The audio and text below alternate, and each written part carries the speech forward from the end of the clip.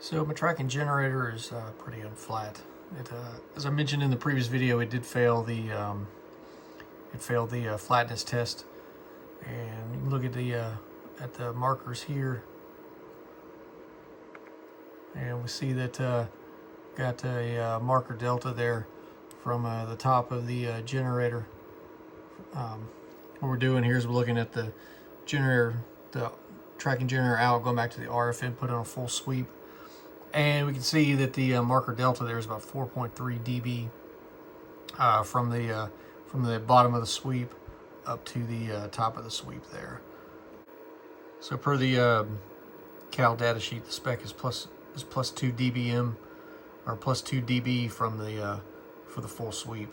So we're well out of the specified range. Let's take a look at the service manual and see what it has to say about tracking generator flatness. The A3 assembly is out, and we got it set up here in what is called the service position. You got to take the front panel off. You got to pull the A7 card, which is the card on the side here, and disconnect all the cabling. And then once you pull the assembly out, set it up here on top of the CRT assembly, and then hook everything back up. And I've got the RF tracking generator out, going back into the input here to the spectrum analyzer. And I've got the tracking gen set up here. We're back in the same condition we were before. The service manual says that most of the problems are due to the A3, A15 tracking generator assembly, which is the box here on the side. But there are some things that we can check, and we'll go ahead and take a look at those. So we need to look at this power level signal from the A10 tracking generator control assembly. We also need to look at the first LON signal from the A3, A14 from the LO distribution amplifier. We'll work through this process and see what we can figure out.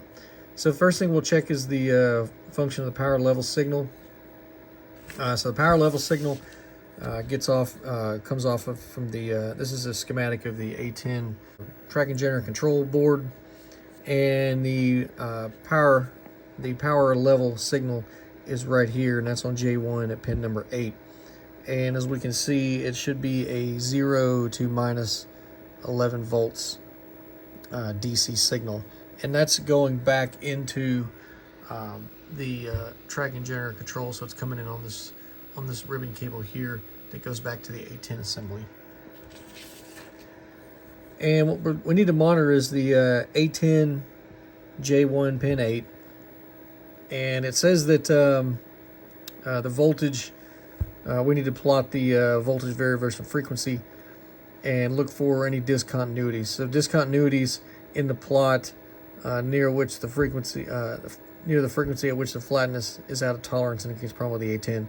So that's the first thing I'll do is I'm going to take those voltage readings there at pin 8 of J1, and I'll plot those out, and we'll look for a discontinuity in the voltage reading. And these are the results I've gotten here from all the way from 100 megahertz up to 2.9 gigahertz, and it was a very linear point 180 to 200 millivolts per step all the way through. So I didn't see any issues there with the power level monitor circuit there, monitoring, again, like I said, the A10 J1 pin 8, which if you look on the drawing of the board here, so the J1 is the connector on the A10. This is the LO tracking generator control board, and the J1 connector is this connector here, and pin 8 is actually the one that is on the bottom row here under pin 7. So pin 7 is removed. That's the key locator pin, so it's not used. So pin 8 is the one below that. And like I said, checking the voltage there and going through the steps from 100 megahertz to 2.9 gigahertz, plotting the voltage, and I got a very linear response all the way through the entire range. So I don't suspect there's a problem there on the A10 board. The next thing we can do is check the flatness of the first LON signal. We'll do that with the using the LO out signal on the back of the spectrum analyzer. And it tells you to do this. I don't ever get the TG unlevel message displayed there, but it tells you to do that section. So this is the section here for if the output goes unleveled.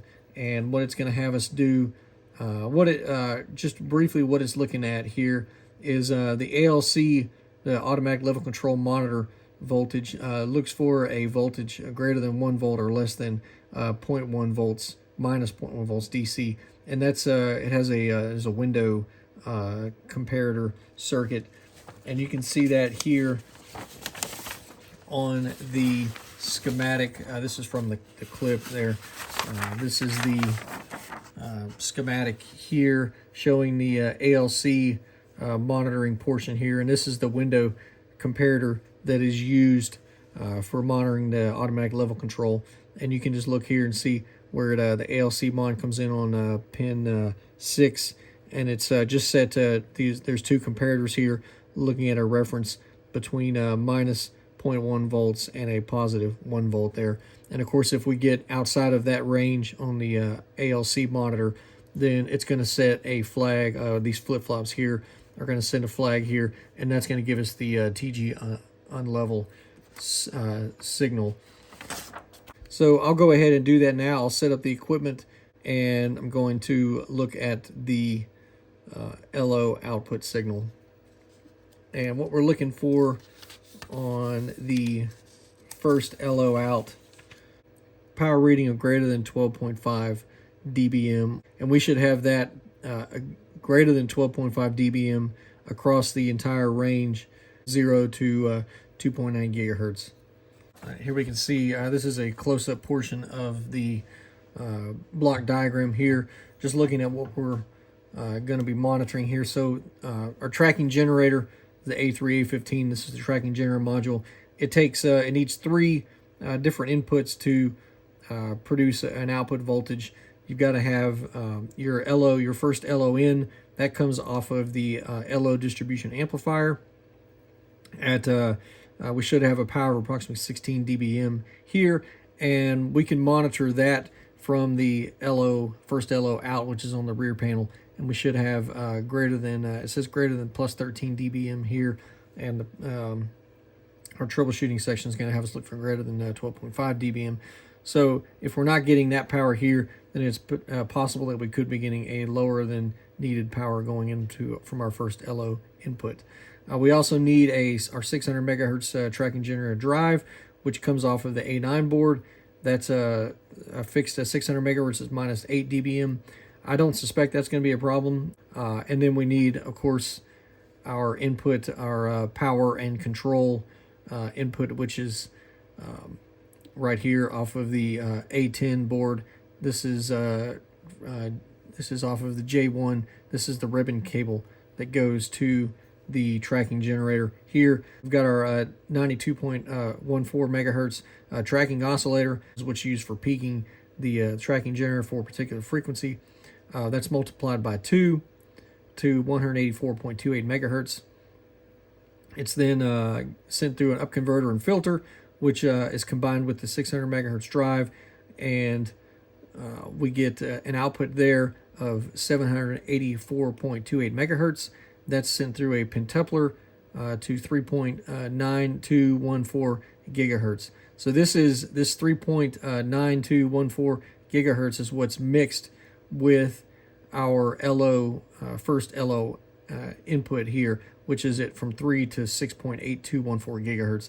So this output mixer here, taking this signal with the LO, mixing it, and then there's an output level, output amp and level detector, and that gives us our output.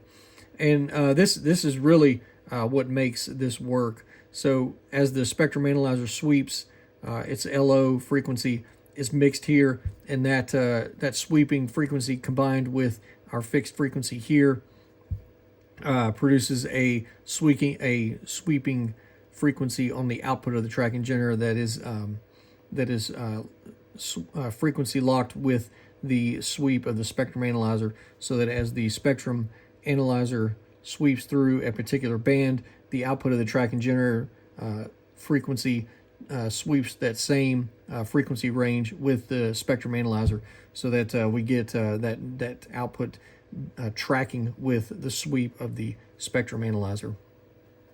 So that's essentially how that works, and then through our output attenuator and into our RF output there. But we'll take a look at the first LON here on the output on the rear of the instrument, and see if our power levels are sufficient there for the tracking generator. So I've redone the coax connections here on the tracking generator, and we'll turn it on and look at it here in a minute, and we'll put it all back together. Just going over real quick what I've done. So I went ahead and took this whole RF section back, took it all apart, and did some more cleaning and stuff. Took the tracking generator assembly out. This PCB board here on top was a little bit dirty, and that's just because of the water damage that it had a couple years ago. So I went ahead and took this PC board off. There's 2 screws on top that you can take out, and then this whole board you can remove this board. It's got some pin connectors that it connects down onto the tracking generator assembly. And so once I took the board off, I was able to get it and clean it. It was pretty dirty, had some residue and stuff built up on it. So I just went ahead and cleaned that as a precaution. Also cleaned the ends down on the bottom here. You know, any of these horizontal surfaces where the water may have settled after the flood water. So I cleaned all that out and rerouted new semi-rigid coax. As you can see here, there's 2 lines. The LON line, which is this one here, goes back into that connector back there, and it is routed up, and it goes back around to the LO distribution amplifier, which is this one right here. That's where the LO out to the tracking generator connects to. The other semi-rigid coax is the RF out from the tracking generator. That's the connection right there, and I routed it down around under this flange right here and up, and it's going to go over the top of these filters and into the output attenuator there.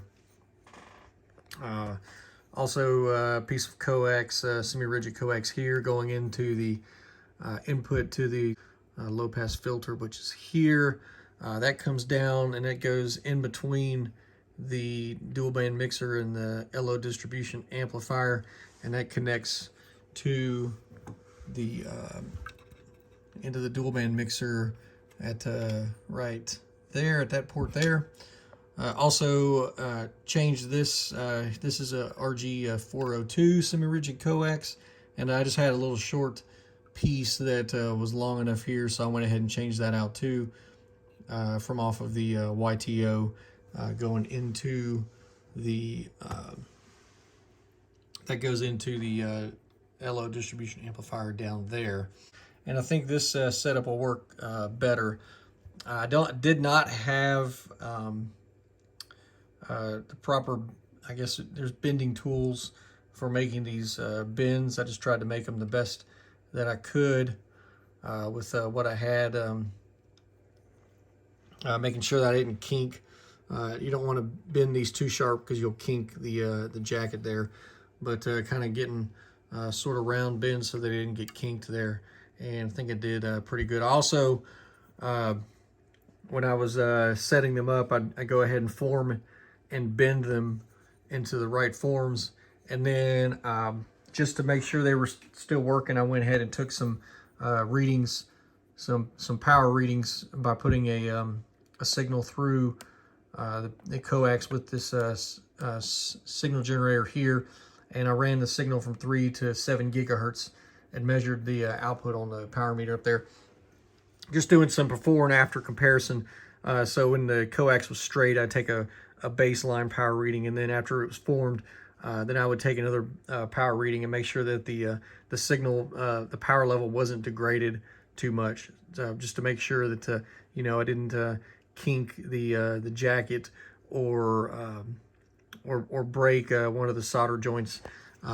These in particular, these were the semi-rigid jacket connects to the outside of the SMA connector there. So you want to make sure this solder joint doesn't get broken. It's easy to break that when you're forming, when you're bending these cables. And I actually found one. I think it was the LON, the SMA, the outer solder connection was broken, so I had to re-solder that one. But you want to make sure that these are stay soldered and that you don't kink the outer jacket or crack it. That's easy to do too when you're bending and reforming. So anyway, got it all. It's all put together now, and it's set up here. Like I said, in the service position, so that's where it's sitting up on top, and I've got everything connected up, and I've got the jumper cable there connected to the this is the tracking generator output, and this is the spectrum analyzer input. So I'll go ahead and set the camera up here on a tripod, and then we'll take a look at the tracking generator to see if we were able to make any improvements there on the tracking generator flatness. All right, so we've got the analyzer turned on now, and we'll go ahead and take a look at the tracking generator. So we'll set that up now. We'll just set it up in the basically the base mode here. So we'll go 300 megahertz frequency and a 0 span. Source power on. All right, and we'll do a tracking peak.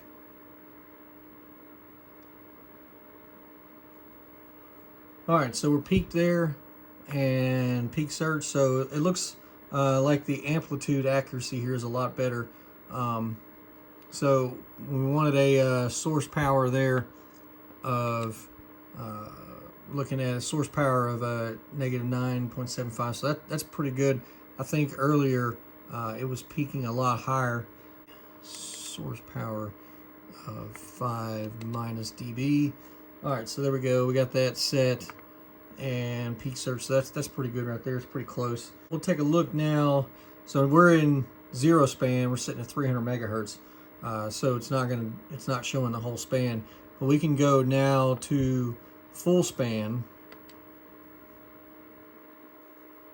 and we'll see there. So that's our full span now.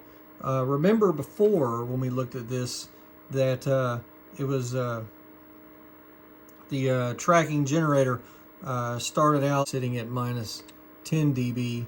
We had it down here, and if you remember, it looked like it was slowly ramped up so that it was pretty much sort of doing this kind of slanted line here all the way across this upper graticule. So this looks flatter from that standpoint. It looks like we're starting at minus 10 dB and we're ending at about minus 10 dB. Now we do have some a little bit of non-linearity, some less than flat spots along in here. Possibly that could come from this cable, and we can check that by moving this, taking the connection straight up off of the attenuator, and we may do that to see if that improves, if that eliminates those level perturbations there because of this cable. But I don't know that this cable is necessarily the source of that, but we can check. But let's go ahead and drop. Let's put a marker here, and so that looks like it's pretty good, pretty much right there on the line there. And let's do a marker delta and see what our difference is. So there we're sitting, it's about 1 dB down. That one's going to be 1 dB up. So again, I don't know that this is going to meet specs. So 1.17 dB there, 2.17 2.92 dB. So if you remember, the spec was plus 2 dB for the flatness. So we're still not going to meet it there. But let's see, we got 1.5 there. That's was at 2 point. That's almost 3 dB there, and that's it right at.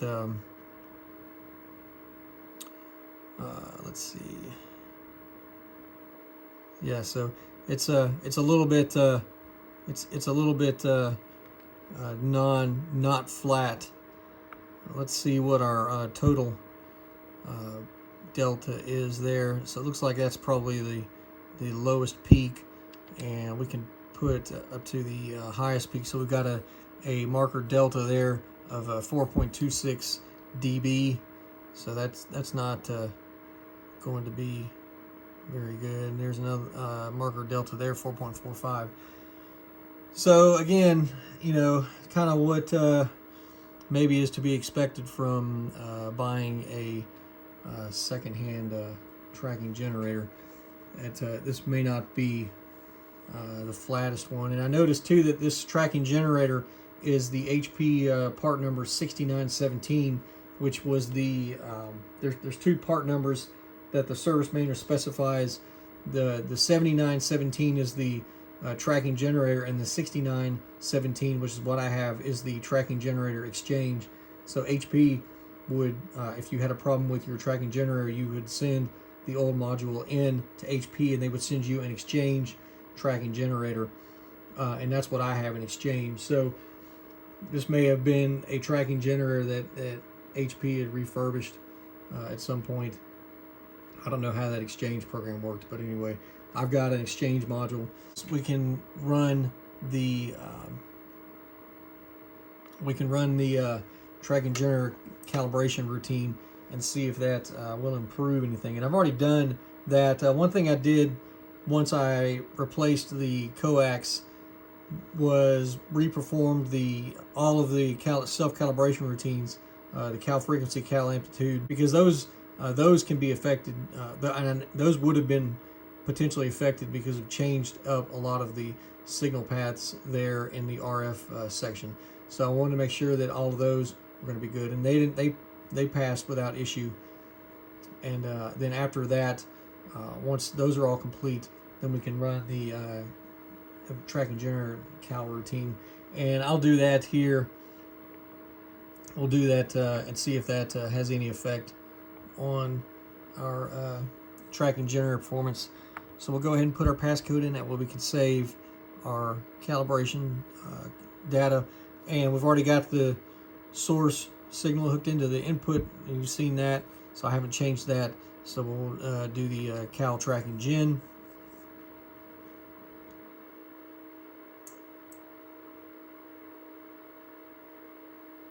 And we can see there that it's gonna attempt, the instrument's gonna attempt to flatten out that tracking generator level, and we see cal TG done.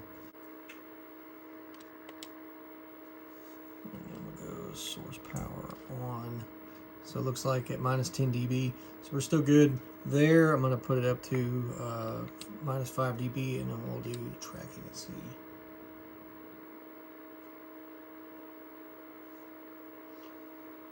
Alright, and then span, we'll put it on full span. Okay, so there we go. It looks like, again, doesn't look like it had too much of any beneficial effects. So we know that it drops out here.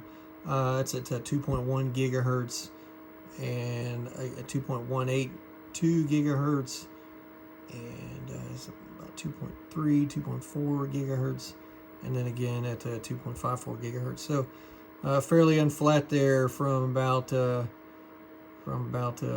see, about 2.6 from about 2 to 2.6 gigahertz. Fairly unflat in that region there. A3 RF assembly back into the spectrum analyzer. we'll take a quick look here before we put the front panel back on. This is the ribbon cable for the keyboard there.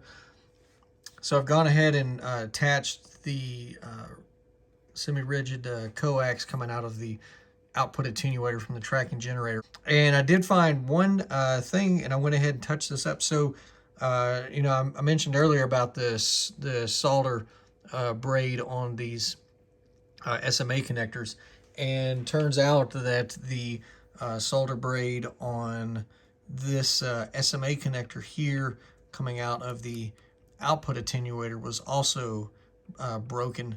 So I went ahead and retouched or re-soldered the SMA connector there, the outer shield back onto the SMA connector. So that's done.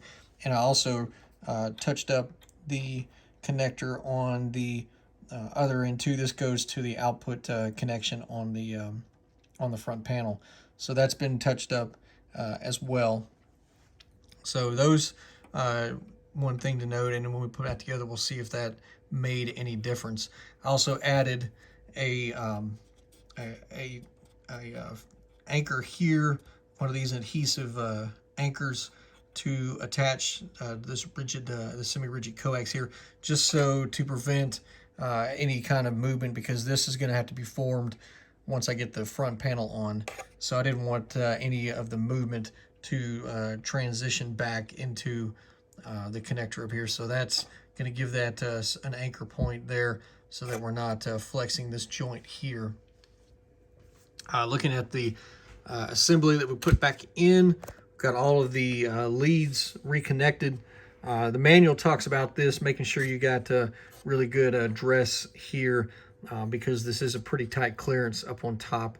And when you put the cover back on the instrument, if any of these leads are kind of bowing up, or they're not being dressed down to the frame, then there's a good chance you're going to catch some of these leads, and you might disconnect them or tear them or whatnot. So always, you know, when you're putting this together, make sure you pay good attention to your lead dress. I've got everything tucked down as much as possible.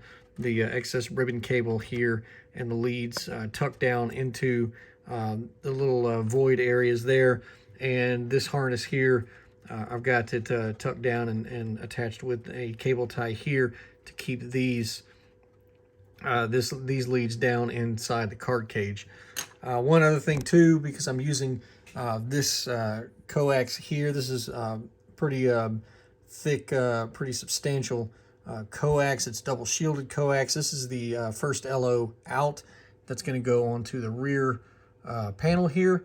Now, I don't have it yet, but I've got to get a an SMA bulkhead connector, and that'll go in here, and then this will attach to the bulkhead connector, and then that will allow us to put our terminator on the outside. So I got to wait on that part to come. I don't have one yet, but I did add a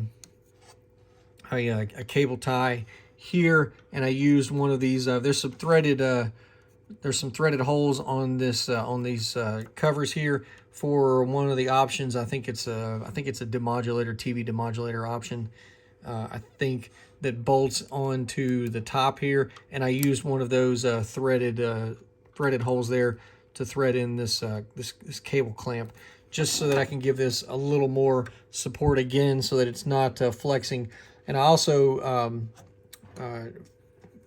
fastened down here with a zip tie to the frame here of the A3 assembly. Again, because I don't want to flex the joint that's down on the tracking generator, the A3, A15 tracking generator. I don't want to flex that joint as this cable's moving around. So just to give it a little more, to keep it from flexing that joint down there. And then tucking all these extra coaxes down into the void areas. One more thing too, when you're putting the A3 front end assembly in, don't forget to feed the counterlock coax. It gets fed down through a there's an opening down in the back in here, and you want to make sure you feed that coax back in through, so that you can reattach this to the counterlock assembly. All right, so the last piece here, this SMA bulkhead feed through, I've gotten that now. So I've completed reattaching the LO out cable, and as you can see there, I've got the SMA 50 ohm terminator there on the LO out connection, and this cable we talked about here. I just moved this fastener from over here to over here, just because this is the way the cable sort of ended up laying with the right angle connector there. So that's all routed in like that now. I want to show you something else I found too.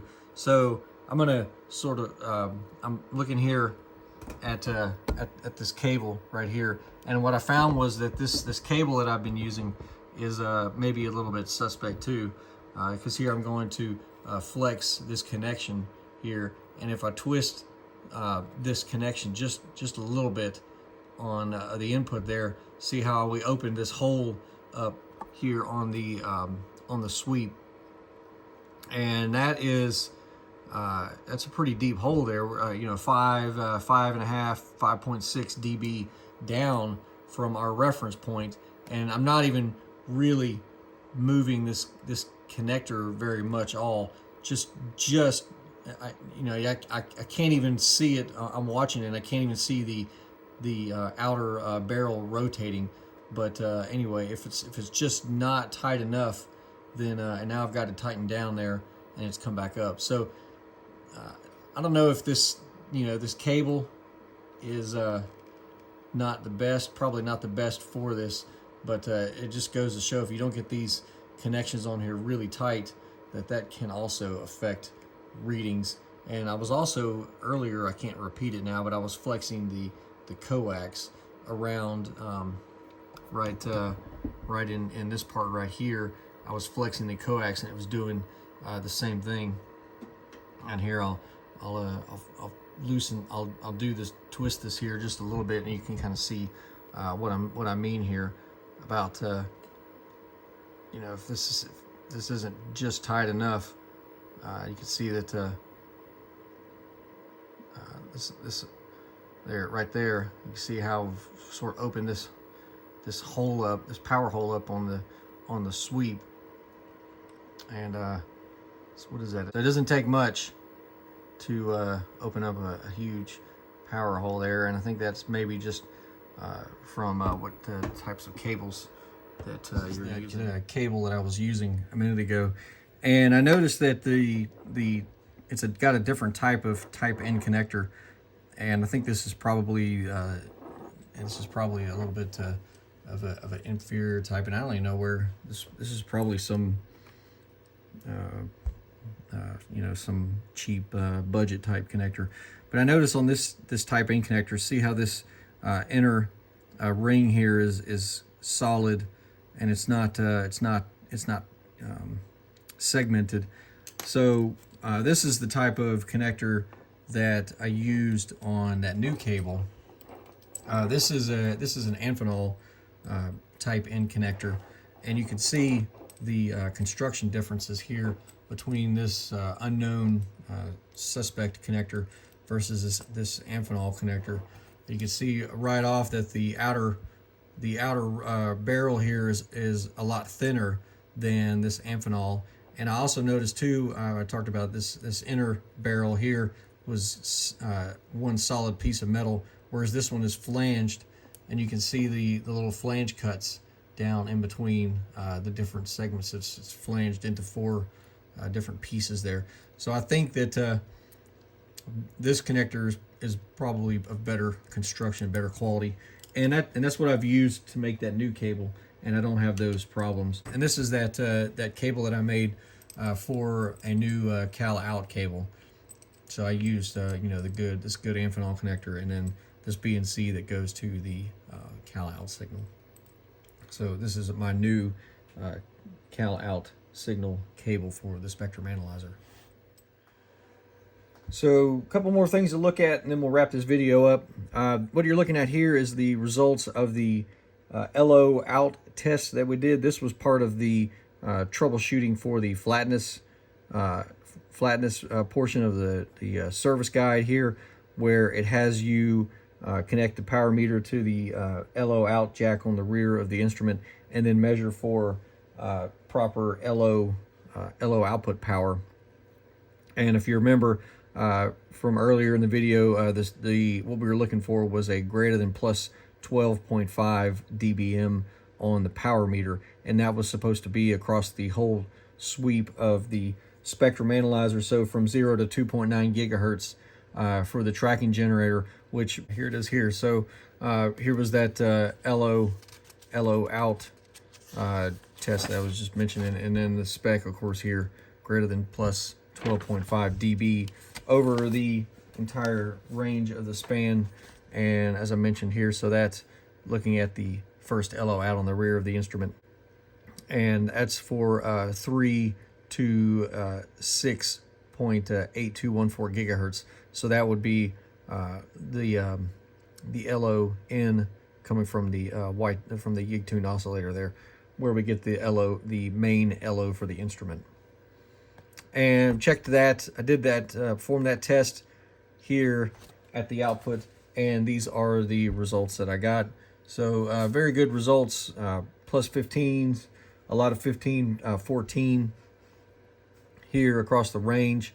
A few peaks, or a few low spots rather.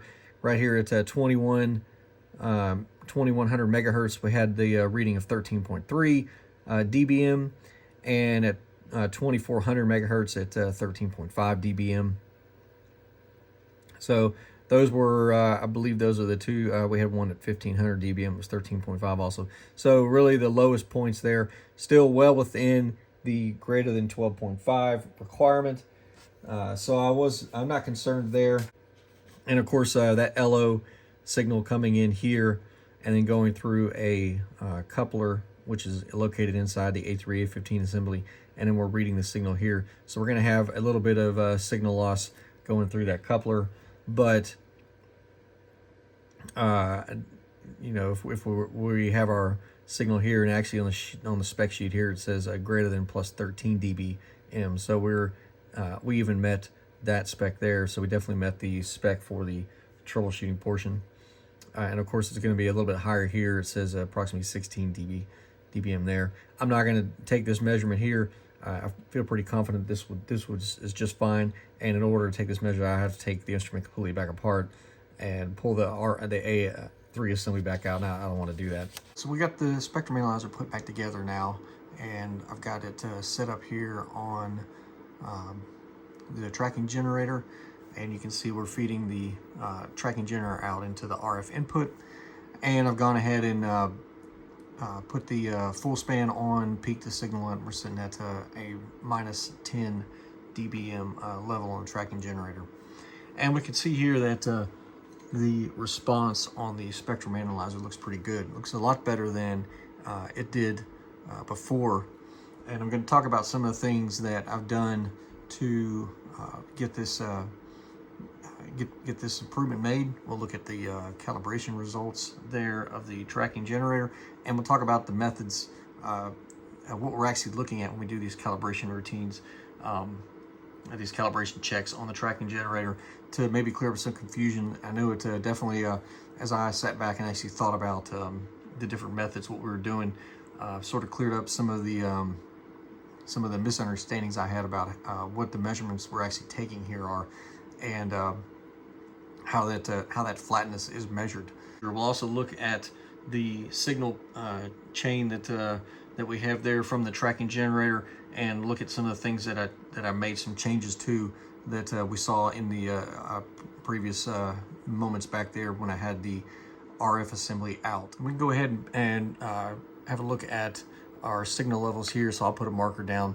And now the key thing to remember when we're looking at the flatness is all of this flatness data is taken with respect to the tracking generator power level at 300 megahertz. So we're really looking at somewhere right around in here. All of our measurements are made relative to the power level taken there.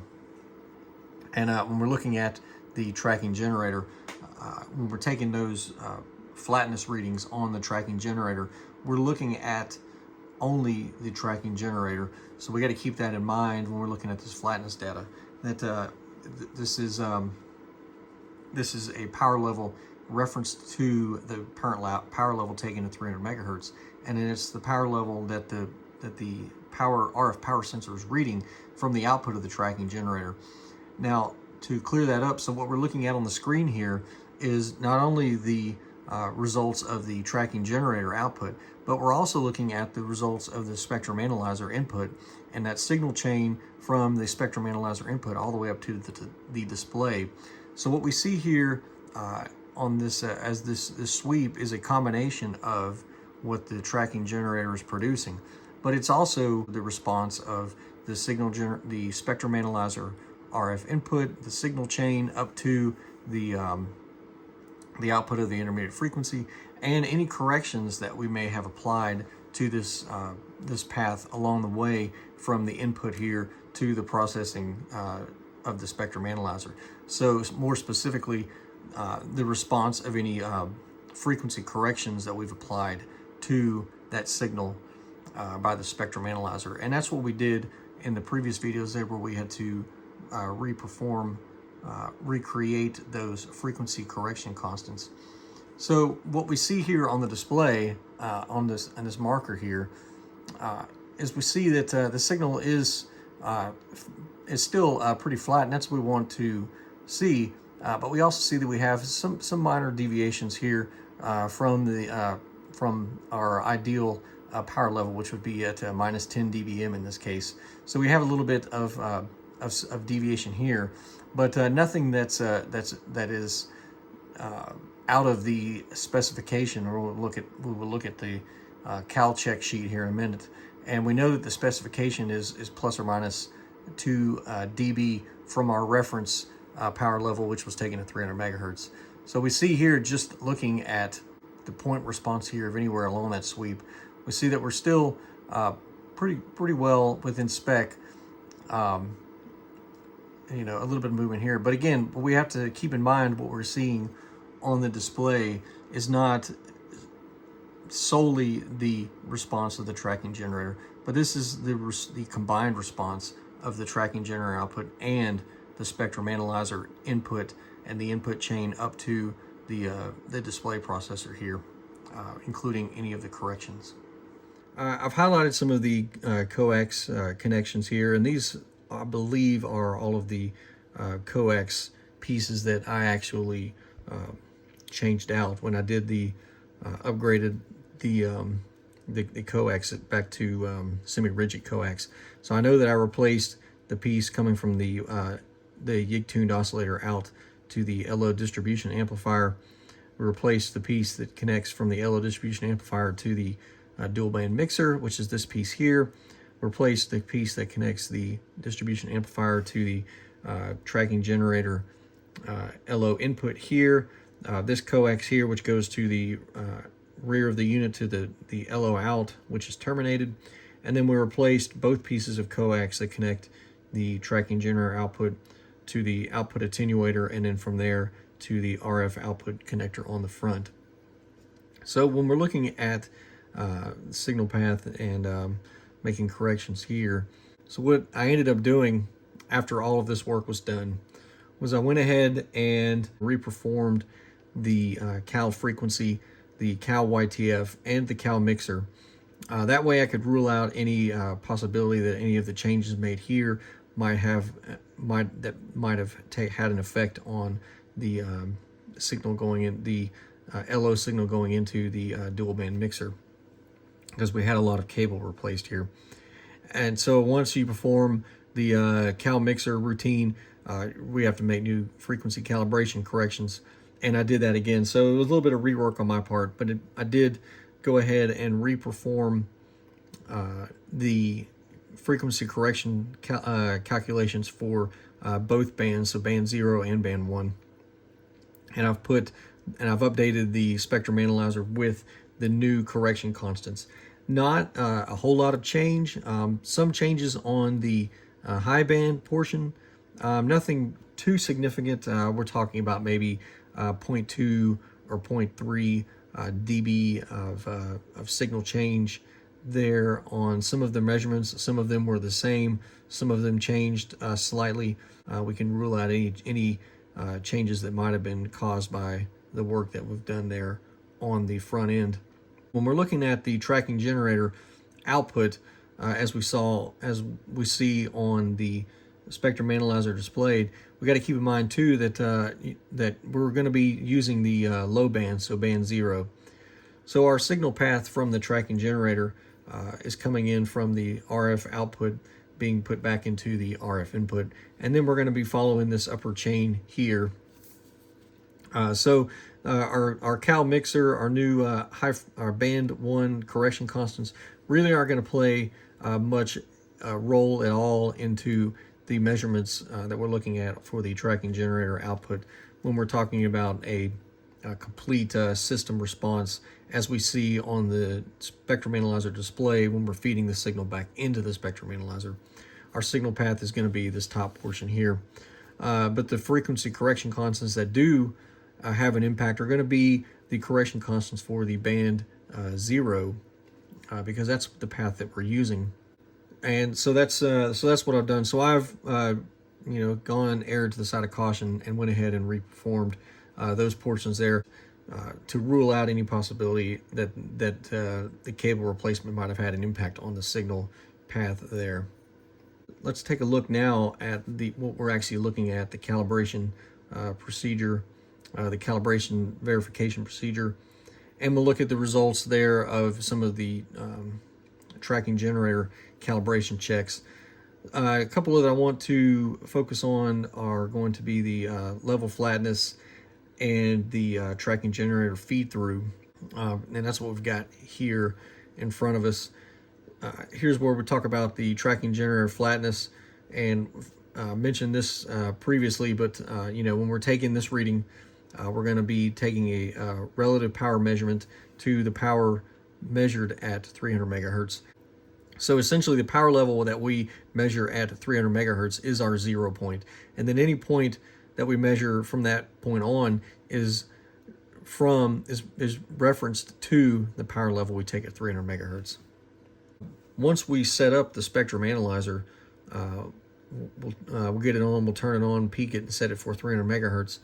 Once we complete the steps here for setting up the tracking generator, we're going to disconnect the tracking generator from the spectrum analyzer input, and we're going to be taking power level readings directly off of the output of the tracking generator. So this is what I said earlier about this tracking generator flatness calibration check is really is isolated from the spectrum analyzer as a system, and we're just taking power level readings from the tracking generator output.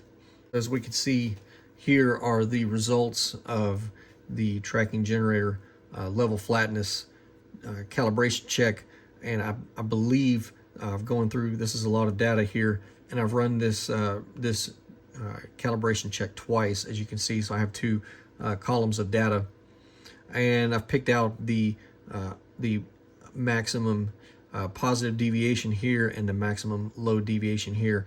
This is within the these values are within the specification of plus to minus 2 dB. One more portion here of the tracking generator flatness. This portion here focuses on frequencies below from 100 kilohertz down to 9 kilohertz. So this is really a very low frequency portion here, and I think I've done it correctly. It's a little bit it's not as straightforward as the 100 kilohertz to 2.9 gigahertz portion. There's a little bit of different method that we use here.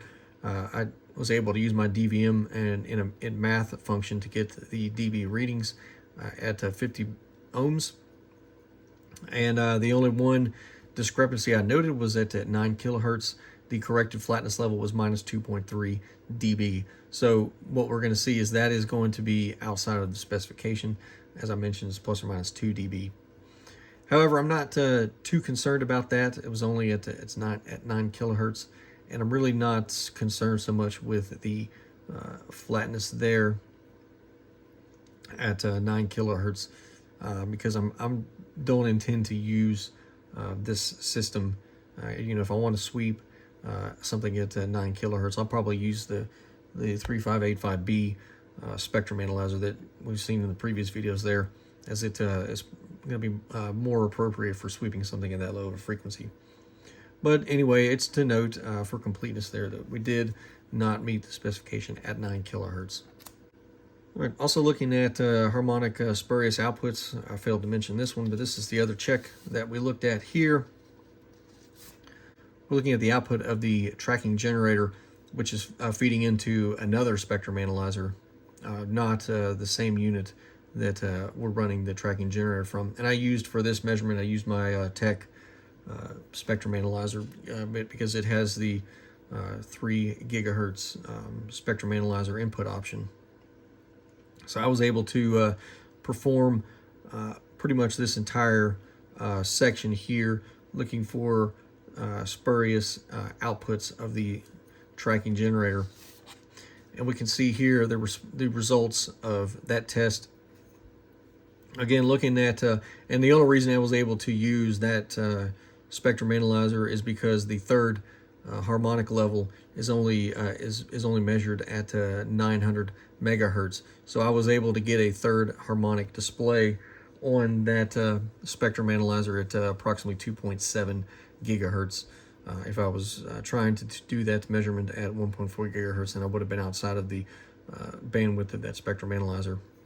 But it looks like it's not spectrum, it's not measured there for 1.4 gigahertz.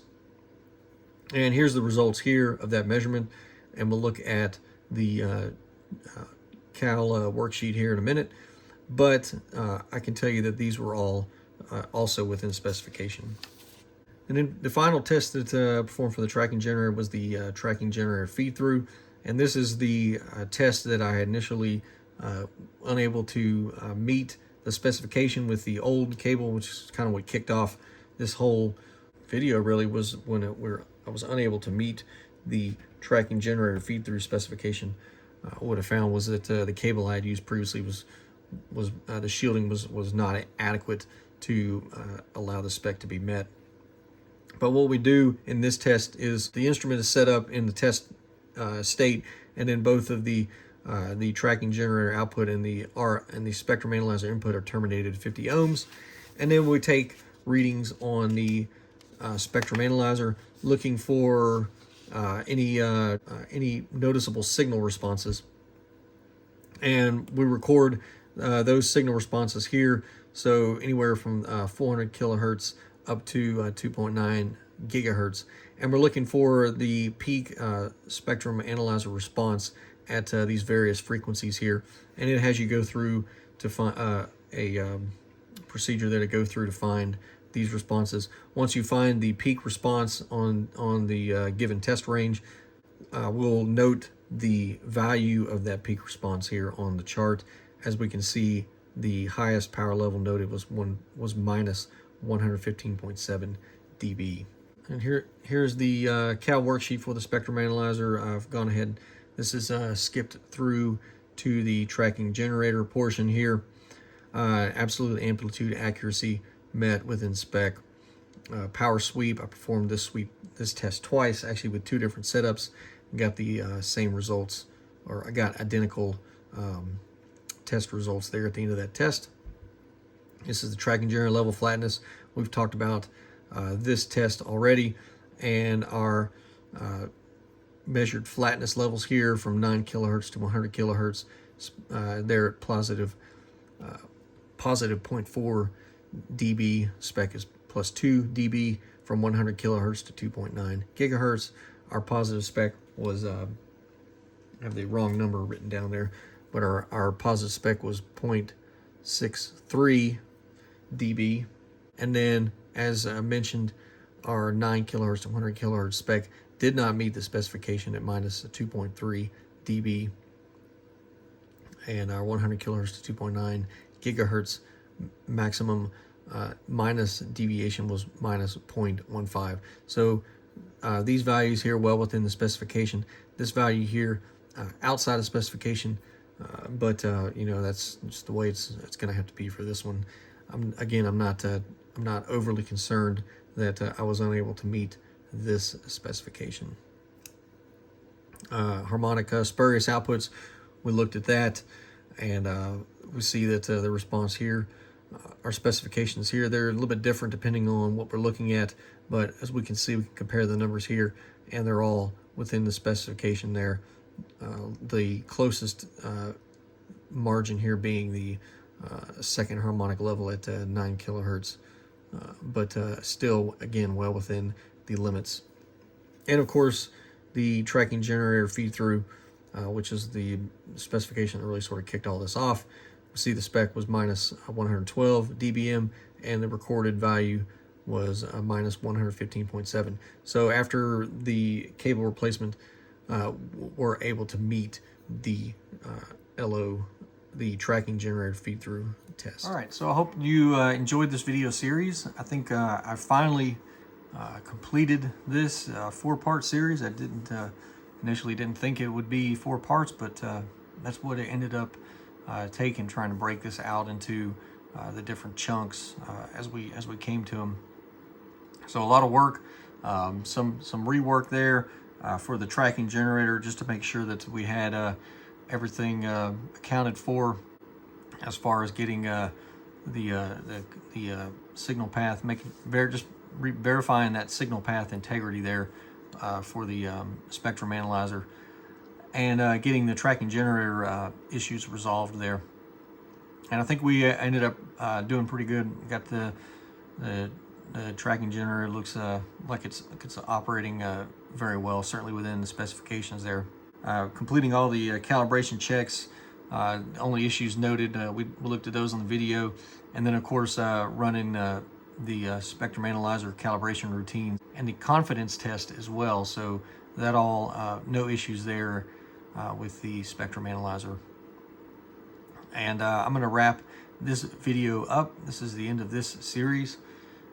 If you have any questions, feel free to leave a comment in the comment section, and stay tuned for more videos. I've got more projects coming in the future there, so love to see you back and for you to enjoy the videos.